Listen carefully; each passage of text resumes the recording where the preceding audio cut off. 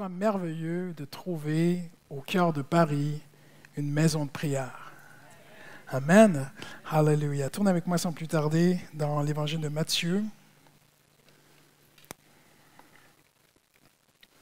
Le chapitre 6. Et nous voulons débuter l'année en nous encourageant mutuellement que Dieu répond à la prière. Amen. Parce que je vous dis ça, si Dieu ne répond pas à la prière, on ferme la boutique. Je vais faire autre chose de ma vie. Mais si on est là, c'est parce que Dieu répond à la prière. Amen. Maintenant, il y a des prières dans la Bible qui sont des modèles. Il y a des hommes dans la Bible qui ont prié et Dieu leur a répondu. Et il y a des gens qui prient tous les jours et Dieu ne leur répond pas. Et on va regarder ce que Dieu cherche. Amen. Et quel est le cœur de Dieu? Comment être agréable à Dieu? Comment vraiment, qu'est-ce qu'on doit faire pour que Dieu réponde à nos prières? Amen. C'est votre désir? Et il y a quelques années de cela, j'étais avec un frère dans le Seigneur, quand je voyageais beaucoup, et qui me disait, quand j'étais itinérant, et un jour il me partage comment que Dieu avait agi dans son Église. Il me dit, « Pasteur, nous étions tous assis dans la présence de Dieu. On chantait, on était assis, c'était un moment très calme, très ordonné, très serein. Et un homme est rentré à ce moment-là dans l'église avec une arme pour s'en prendre au pasteur. Et alors qu'il marchait à travers les rangs, le Saint-Esprit est venu sur lui. Il ne s'est pas rendu jusqu'à l'avant, il a donné son cœur à Jésus. Et il me dit comme ça, « Voyez, pasteur, c'est comme ça qu'il faut faire l'église. Il faut tous rester assis. Il ne faut pas se lever, il faut cadrer les choses, il faut que tout... » Et en fait, il voulait refaire ce moment-là. Mais nous savons qu'on ne peut pas mettre le Saint-Esprit dans un cadre. Amen. 2 jours après, j'étais avec une sœur dans une autre église. Et elle me dit, « Pasteur, il faut que je vous raconte comment Dieu a visité notre église. » Nous étions tous en train de célébrer. Certains dansaient. Il y avait une joie extraordinaire dans l'église et une sœur a été guérie de son cancer pendant la célébration de Dieu. Amen. Saint-Esprit agit. Alors elle me dit, « Pasteur, il faut danser. » Donc d'un côté, le frère dit, « Il faut rester assis. » De l'autre côté, la sœur dit, « Pasteur, il faut danser. » Et le pauvre pasteur au milieu ne sait plus quoi faire. Les deux ont tort. Parce qu'on ne peut pas mettre le Saint-Esprit dans une boîte. La Bible dit qu'il est comme le vent. Il est comme l'air. Le Saint-Esprit, c'est Dieu. Je vais vous parler du Saint-Esprit ce soir. Mais nous, les hommes, quand on voit que le Saint-Esprit a agi dans un certain contexte, on veut figer le contexte, n'est-ce pas? Et c'est là qu'on crée des religions. On crée la religiosité lorsqu'on veut figer les choses et qu'on dit « Dieu agit dans le calme, il faut rester calme. Dieu agit dans la célébration, il faut passer la célébration. » Les deux avaient tort parce qu'on ne peut pas cadrer le Saint-Esprit comme ça, mais les deux avaient raison. Parce que les deux avaient soif et faim de voir l'Esprit de Dieu agir. Amen. Et Dieu connaissait leur cœur, mais Dieu a agi parce que Dieu regarde au cœur. Amen. Et c'est ça qui est le plus important. La prière qui est probablement, on n'a pas de statistiques, mais la prière qui est forcément, la prière la plus priée au monde, c'est le Notre Père. Hein? On dit que dans les offices catholiques, on prie le Notre Père. Les offices anglicans, orthodoxes, protestants, luthériens, réformés, à tous les offices religieux, on prie le Notre Père. Le Notre Père, ce serait probablement la prière la plus priée au monde. Mais une question se pose, parce qu'il y a des gens, s'il y a tant de monde et de millions de gens dans le monde qui prient le Notre Père, franchement, pourquoi le monde va si mal? Parce que Dieu ne regarde pas la forme, Dieu regarde au fond. Et quand Jésus a donné le Notre Père, il a vraiment dit, on ne peut pas l'enlever de la Bible, il a dit, quand vous priez, dites Notre Père, qui est aux cieux, que ton nom soit sanctifié, que ton règne vienne, que ta volonté soit faite sur la terre comme au ciel. Mais le plus important, ce n'est pas la forme, c'est le fond qui est derrière. Amen. Et j'aimerais vous montrer une pensée ce soir. On ne va pas faire tout le Notre Père, mais juste vous démontrer qu'il y a une partie du Notre Père, et certainement tout le reste aussi, mais il y a une partie du Notre Père qui tout particulièrement, c'est une prière pour plus du Saint-Esprit, plus de l'Esprit.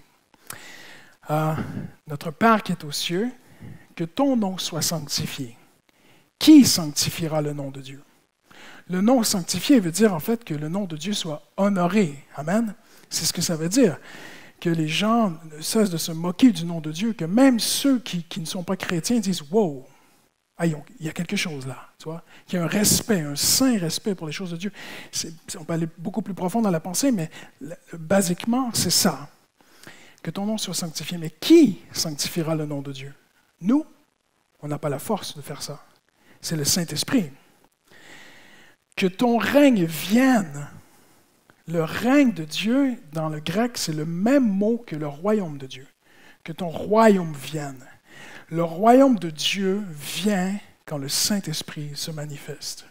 Amen. Le royaume de Dieu est dans ton cœur, si tu es un enfant de Dieu. Amen. Le règne de Dieu est en toi. Le règne de Dieu grandit quand Christ grandit en toi. Et qui est en toi? C'est le Saint-Esprit. Alors quand on prie que ton règne vienne, que ta volonté soit faite, que ton règne vienne, on prie pour le Saint-Esprit. Amen. Le Saint-Esprit n'amène pas le désordre, il amène de l'ordre. Le Saint-Esprit amène les fruits de l'Esprit. Amen.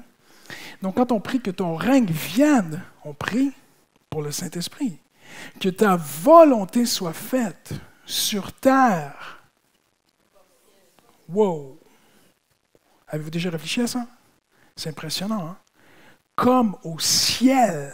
Wow! Qui peut amener le ciel sur la terre? Le Saint-Esprit.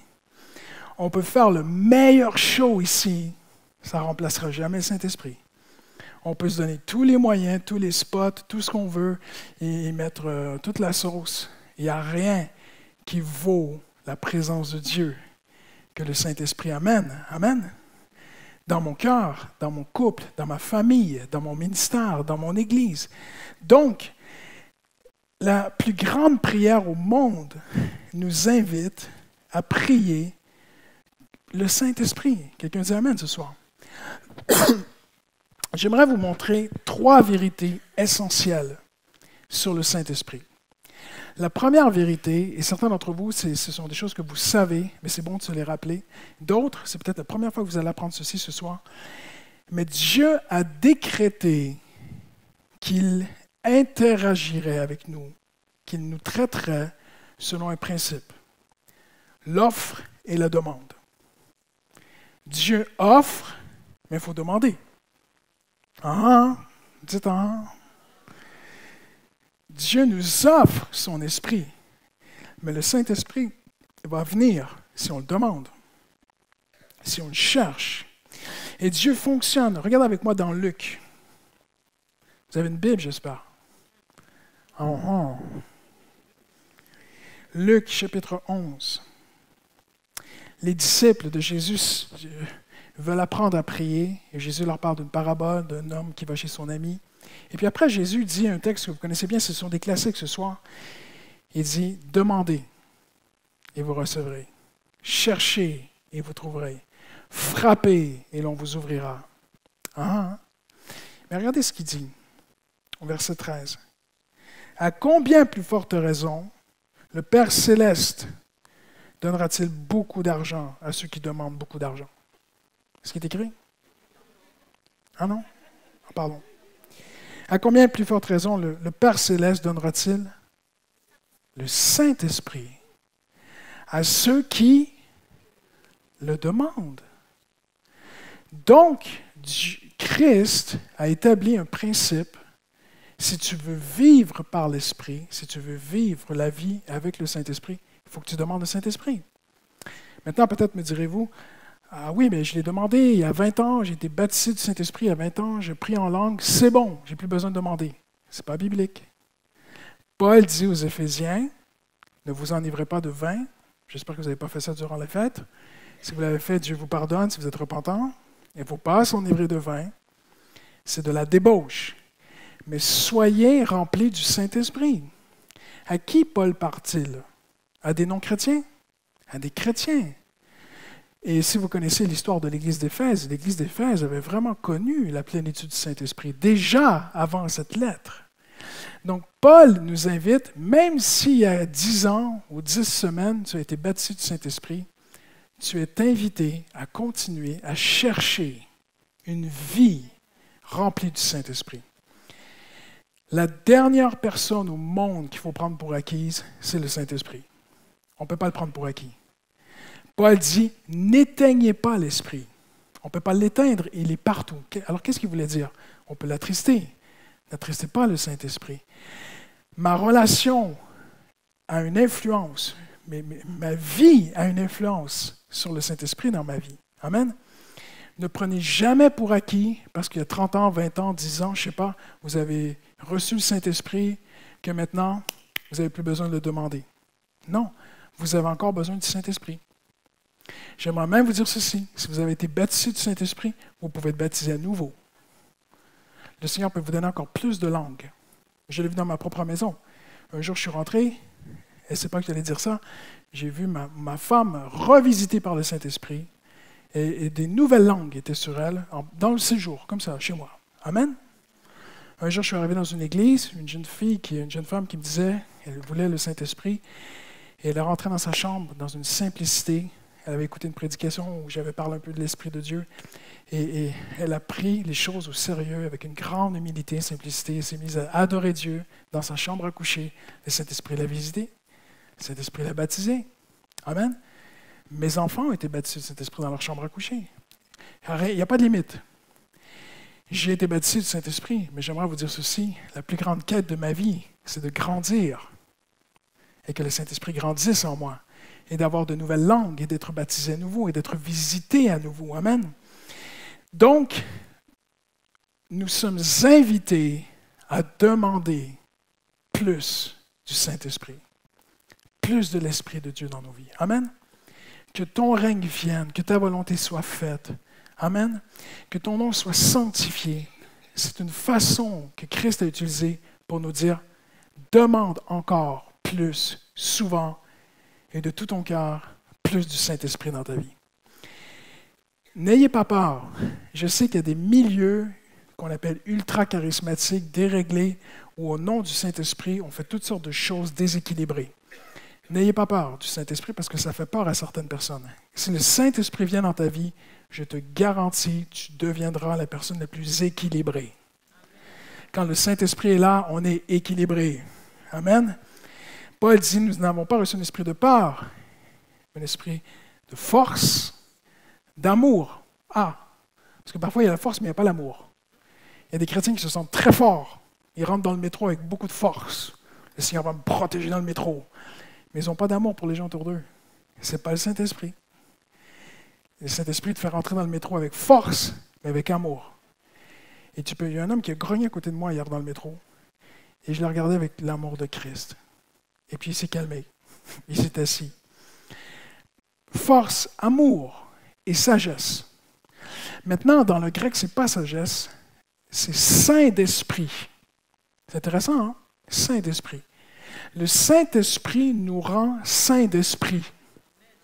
Amen. Force, amour et saint d'esprit. Alors, si le Saint-Esprit, c'est quelque chose de nouveau pour vous, si ça vous fait un petit peu reculer, n'ayez pas peur. Le Saint-Esprit veut vous remplir, vous toucher. Il y aura sûrement des émotions. Il n'y a rien de mal aux émotions. Mais le Saint-Esprit vous rendra saint d'esprit. Amen. Si vous voyez des gens qui, au nom du Saint-Esprit, sont devenus malsains d'esprit, c'est un autre esprit. Ce n'est pas l'Esprit de Dieu. Amen. Donc, Dieu a décrété de demander le Saint-Esprit. Tournez avec moi dans Ézéchiel.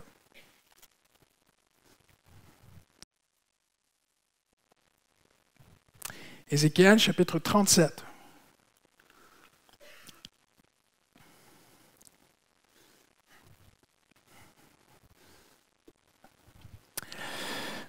J'y vais très courtement. On ne va pas être long les mardis soirs, mais Ézéchiel a une vision qu'il n'a pas demandée. Elle doit venir sans qu'il la demande. C'est très important, je vais vous expliquer pourquoi. C'est une initiative de Dieu. Dieu veut ouvrir l'esprit à Ézéchiel et lui montre une vallée d'ossements. C'est le peuple d'Israël. Puis ça représente aussi l'Église, ou la future Église, ou les gens qui ne sont pas encore à Christ. Et l'Esprit de Dieu prend Ézéchiel et le fait passer sur tous les ossements. Et après, il lui pose une question. Imaginez Ézéchiel dans la main de Dieu, c'est une vision très très forte. Il lui dit, Ézéchiel, ces ossements peuvent-ils revivre? Et Ézéchiel a la bonne réponse. C'est toi qui le sais, Seigneur. Moi, je ne sais rien. Ça, c'est la bonne réponse à dire à Dieu. Quand Dieu pose une question, on peut répondre avec notre cœur, mais souvent, Seigneur, c'est toi qui sais. Et Dieu lui dit, tu vas faire 2 choses sur ces ossements. Tu vas d'abord proclamer la parole de Dieu. Alors oui, Dieu utilise la parole de Dieu. Ce sont les 2 fondements de l'Église. La parole de Dieu et la présence de Dieu. La parole de Dieu, sans la présence de Dieu, cette Église est morte. Une sorte de présence sans la parole de Dieu, ce n'est pas la présence de Dieu. Si la parole de Dieu n'est pas au centre de l'Église, ce n'est pas l'Église. C'est une fausse Église. Il lui montre les 2 bases. Tu vas proclamer la parole de Dieu sur les ossements. Et vous connaissez l'histoire, les ossements viennent ensemble, mais et la chair vient, ils sont là, mais c'est des cadavres. Voyez-vous? Ça représente quand les gens viennent à Christ, la première étape, c'est qu'ils écoutent la parole, mais ils ne sont pas encore nés de nouveau. Il y a quelque chose qui se passe dans leur cœur. Dieu commence à les ramener ensemble. Je ne vais pas aller plus loin, parce qu'on peut aller beaucoup plus loin sur cette vision. Je vais rester vraiment à l'essentiel de ma pensée ce soir. Mais après, Dieu dit à Ézéchiel, appelle le souffle. Donc, dans certaines traductions, c'est le souffle, le vent. Mais il y a une traduction de la Bible, le Sommeur a traduit l'esprit. Parce que dans l'Ancien Testament, le mot souffle, vent, c'est le même mot que esprit. Et il dit à Ézéchiel, appelle l'esprit. Impressionnant, hein? Esprit des 4 vents. Ça veut dire quoi ça, des 4 vents? C'est le Saint-Esprit. Les 4 vents, c'est qu'il est partout. Le nord, le sud, l'est, l'ouest, le Saint-Esprit est partout. Tu n'as pas besoin d'aller à l'ouest, il est là. Appelle l'esprit des 4 vents et dis-lui de venir dans les ossements. C'est un principe que Dieu a établi. L'Église de Christ a cette capacité, par la puissance du sang de Jésus, pas par nos mérites, de dire « Saint-Esprit, j'ai besoin de toi aujourd'hui. » Saint-Esprit, viens dans cette personne qui est morte. Fais-la vivre, fais-la naître de nouveau. Je prie pour mon fils qui est loin de Dieu. Saint-Esprit, viens. Je prie pour ma fille qui ne veut rien savoir de l'Évangile. Saint-Esprit, viens. Je prie pour mon frère qui a besoin d'être baptisé du Saint-Esprit. Baptise-le du Saint-Esprit. Esprit, viens des 4 vents, souffle. On va la lire ensemble. Fils d'homme, prophétise à l'Esprit, à l'adresse de l'Esprit. Prophétise et dis à l'Esprit, voici ce que déclare le Seigneur, l'Éternel. Esprit des 4 coins du ciel, souffle sur tous ces morts pour qu'ils revivent. N'est-ce pas beau? Personne ne dit Amen. Je prophétisais donc comme il me l'avait ordonné. Est-ce qu'on peut prophétiser le Saint-Esprit? Spécial, hein? Si on comprend c'est quoi la prophétie, vous allez dire Amen. La prophétie, c'est la communication de la pensée de Dieu. C'est tout. Tu n'es pas obligé de changer ta voix quand tu prophétises, tu n'es pas obligé de changer ta personnalité, pas obligé de perdre le contrôle. Tu as juste à communiquer la pensée de Dieu. C'est ça, prophétiser. En fait, quand il lui dit prophétise au Saint-Esprit, c'est tu as la pensée de Dieu, maintenant fais-le. Dieu veut répandre son esprit. Dans les derniers temps, dit le Seigneur, je répandrai mon esprit sur toute chair et en tout lieu. Mais quand je verrai Paris, je dirai, oh là là, c'est trop difficile. C'est ce que ça dit? Paris inclus. Ah, mais en 2019 inclus. Je répandrai mon esprit sur toute chair et en tout lieu. Allô? Il y a quelqu'un? Toc, toc, toc. Il n'y a aucun endroit où Dieu ne peut pas agir. Amen. Un jeune homme qui a donné son cœur à Dieu, il m'a raconté qu'il y a 1 an, il était juste ici à côté sur la Lappe, dans une boîte de nuit. Et à 3 heures du matin, il se filmait devant l'église. 1 an plus tard, il vient à l'église. Et Dieu l'a touché dans une boîte de nuit. Il n'y a aucun endroit impossible pour le Saint-Esprit. J'aimerais vous dire ceci. Priez que le Saint-Esprit visite cette ville de Paris. quand vous sortez de l'Église, ne perdez pas votre temps à aller voir ce que vos amis font dans leur vie personnelle et la dernière photo qu'ils ont mise en ligne. C'est du temps perdu. Allez voir le Saint-Esprit. Seigneur, visite Paris. Seigneur, répands ton esprit sur Paris. Seigneur, répands ton esprit où je travaille. Seigneur, répands ton esprit à l'école. Répands ton esprit dans mon appartement. Seigneur, répands ton esprit. Seigneur, répands ton esprit. On est invité à prier et à croire. Et voyez-vous, c'est Dieu qui a initié cette pensée. Ézéchiel n'a pas pensé ça. C'est Dieu qui lui est apparu avec une vision extraordinaire qui lui a dit « Ézéchiel, Shakti, viens ici. Tu vas faire Ézéchiel, je vais faire Dieu. » Tiens, comme si j'étais Dieu, tu vois, je suis plus haut. Si je pouvais exprimer le cœur de Dieu, ce serait un petit peu genre « Shakti, je te donne une grande vision. Fais-le. Prie que mon esprit soit répandu. J'attends après toi pour le faire. » Amen, ça va ta veste? Je sais pas. On comprend, Dieu n'est pas violent. Mais le cœur de Dieu aimerait parfois nous secouer et dire « Je suis prêt, mais j'ai établi un process. Si tu demandes, j'agis. Mais demande mon Saint-Esprit. » Amen. Dieu a décrété cette offre et cette demande de prier. Pas qu'une seule fois, et pas que pour soi. Amen. Je peux prier le Saint-Esprit pour ma famille, pour cette ville, pour cette nation, pour cette génération. Nous sommes appelés à prier que ton règne vienne. Amen. Amen. Quelqu'un dit Amen ce soir? Deuxièmement, demander le Saint-Esprit, c'est une prière qui inclut toutes les prières. Non? Ça inclut tout. Je vais vous le prouver. Luc 11,13 dit « À combien plus forte raison le Père Céleste donnera-t-il le Saint-Esprit à ceux qui le demandent? » Mais Matthieu dit la même chose, mais différemment. « À combien plus forte raison votre Père qui est dans les cieux ne donnera-t-il pas de bonnes choses à ceux qui le demandent? » Matthieu dit de bonnes choses et Luc dit le Saint-Esprit. Est-ce qu'ils se contredisent?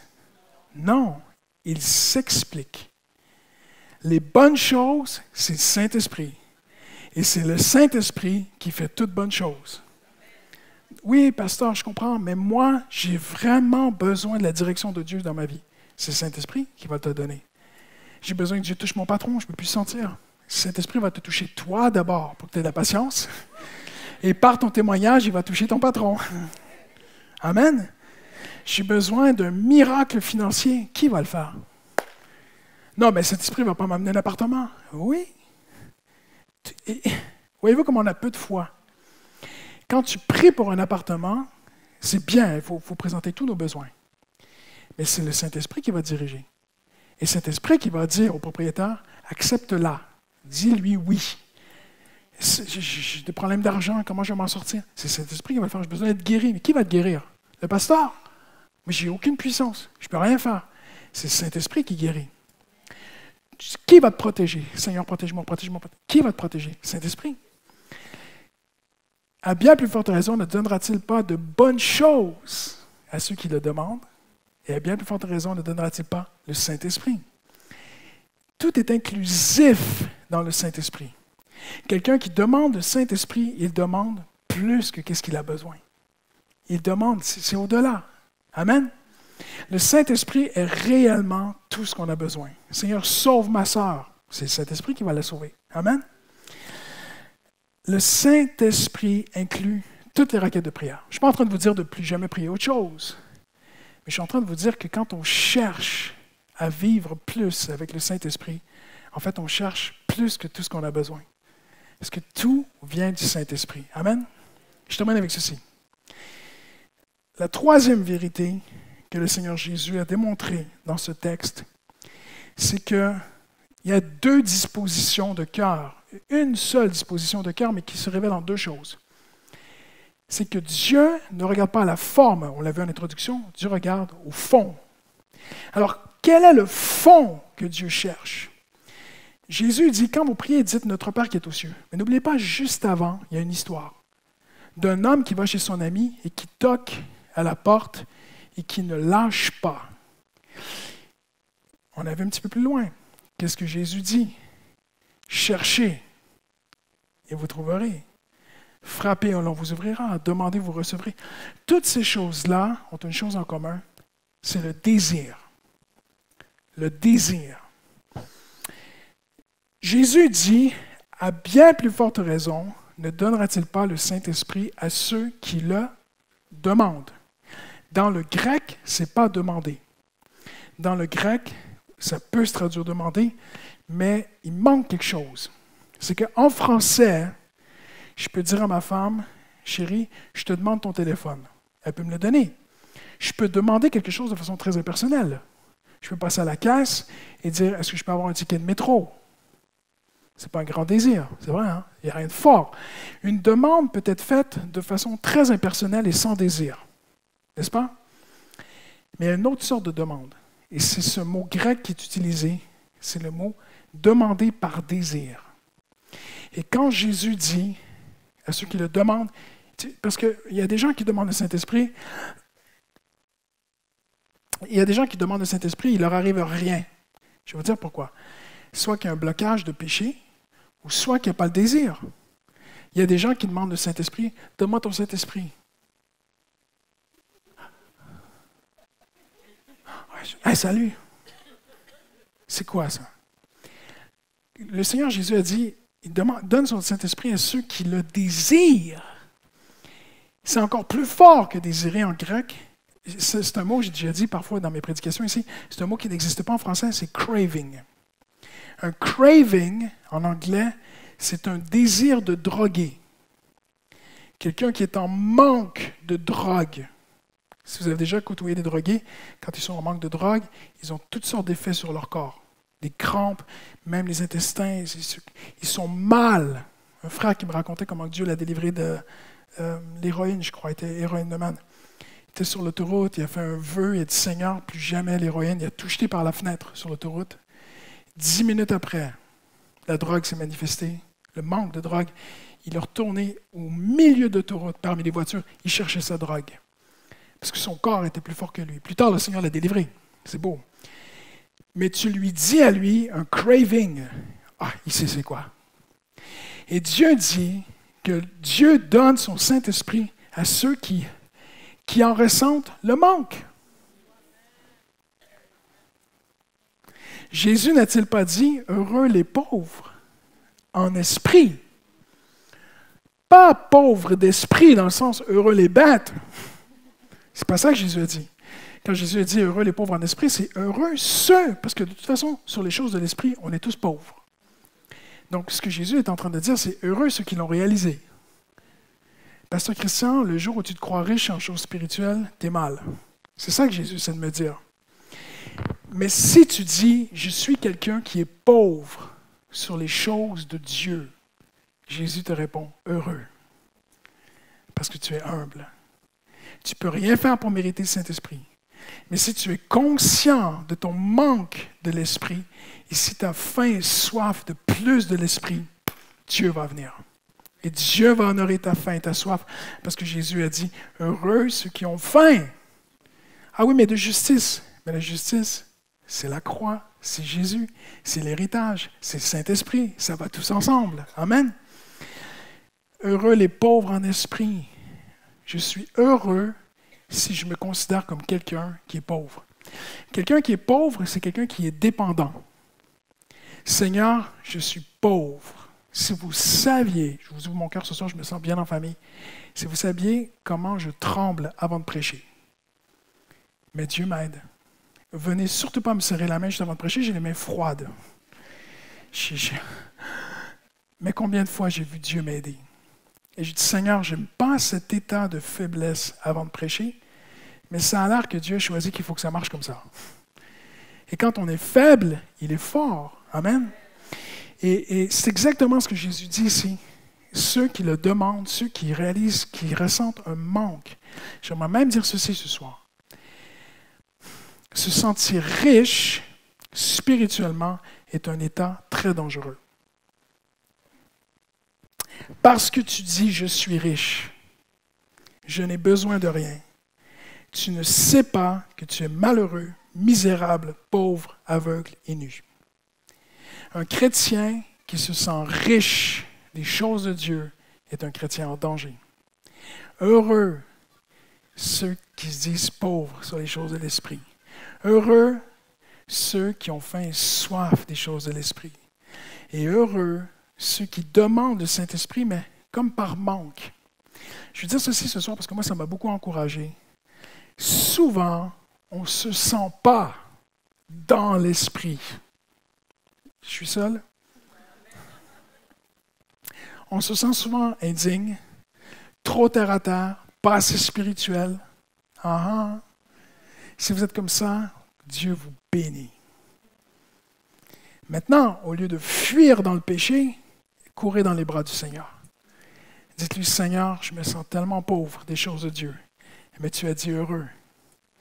Je ressens un manque de l'esprit dans ma vie, mais tu le donnes à ceux qui ressentent un manque dans leur vie. N'est-ce pas extraordinaire?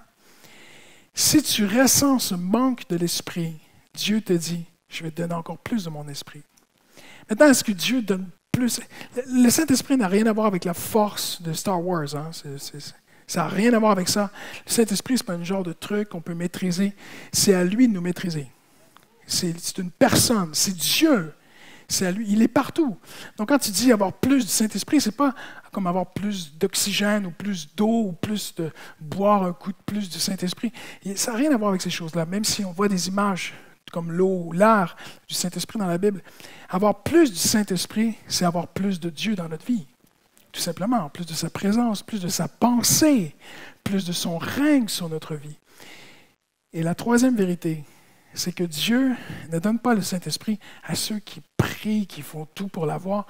Dieu donne le Saint-Esprit à ceux qui en ressentent le manque et qui disent, Seigneur, j'ai soif de toi. Je veux plus de toi dans ma vie. Quelqu'un dit Amen ce soir?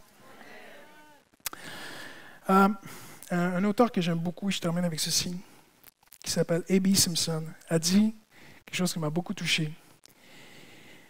A.B. Simpson était un pasteur faible, très très faible, et je ne raconte pas toute sa vie, ce sera trop long, mais il est un homme qui a influencé beaucoup de dénominations d'églises, dont les églises Élim, qui ont fondé, à partir de l'Angleterre, il y a eu un réveil et ça a donné les Assemblées de Dieu, à laquelle nous appartenons. Les Assemblées de Dieu de France ont une grande influence des églises Élim, qui ont une grande influence de A.B. Simpson. A.B. Simpson, c'est un homme qui a vraiment marqué l'histoire du christianisme. Il a dit quelque chose qui m'a beaucoup touché. Il a dit, « Je suis un homme faible et je dépends du Saint-Esprit à chaque souffle. Je veux vivre avec le Saint-Esprit. » Et quelqu'un lui a dit, « Mais ça doit être une vie misérable de toujours se sentir en manque. » Il dit, « Non, c'est la plus belle vie parce qu'il est mon ami. Je veux être avec lui. » Amen. La fin, et je termine avec ceci, la foi.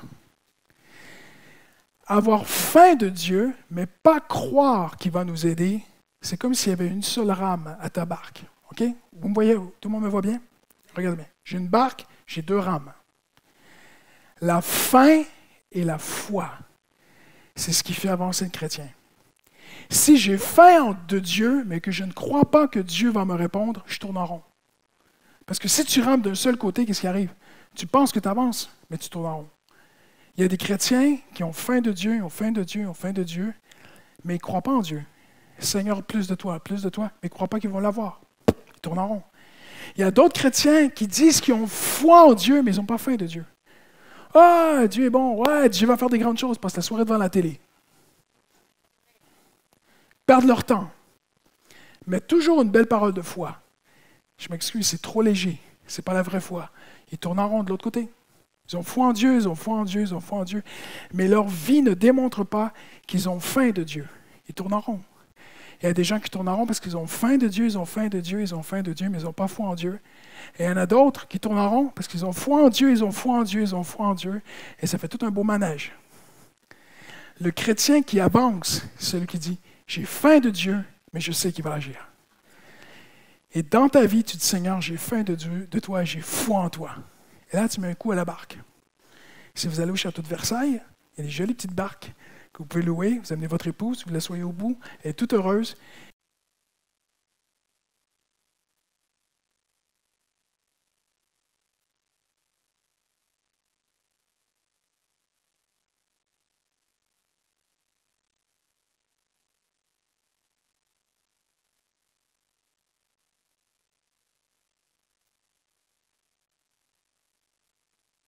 Bon, un, deux.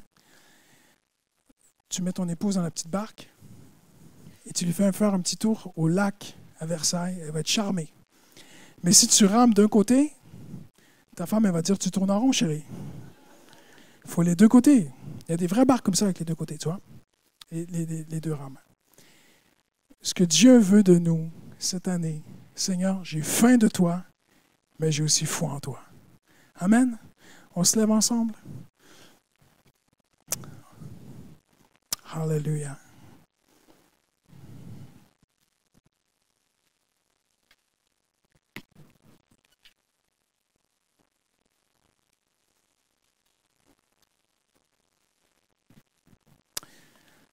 On va juste tendre nos mains vers le Seigneur Jésus en terminant. Est-ce qu'on peut juste lever nos voix, juste en terminant, en disant, Seigneur, j'ai soif de ton esprit dans ma vie. Viens, Seigneur. Et viens, Seigneur, je veux connaître plus le Saint-Esprit. Je veux te connaître plus, Esprit de Dieu. Alléluia. Alléluia. À bien plus forte raison, tu donnes ton esprit à ceux qui le désirent, ceux qui le demandent.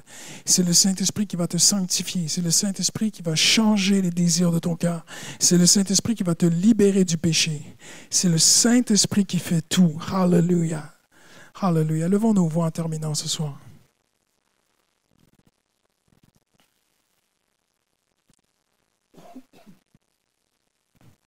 Alléluia. Alléluia, Saint-Esprit. Nous avons soif de toi. Nous avons faim de toi, Seigneur. Et Seigneur, nous voulons que la prière l'emporte. Nous voulons une prière qui est agréable à Dieu. Nous voulons une prière qui est remplie de faim, une prière qui est remplie de foi, Seigneur. Je veux voir Dieu agir cette année. Alléluia. Dans le nom de Jésus. Dans le nom de Jésus. Alléluia. Seigneur, nous voulons te dire que ton règne vienne, que ta volonté soit faite, sur cette terre comme au ciel, Seigneur, dans notre vie, Seigneur, dans nos familles, Seigneur, dans notre Église, Seigneur, dans notre ville, Seigneur. Que ton nom soit sanctifié, que ton règne vienne, que ton esprit vienne comme jamais, Seigneur.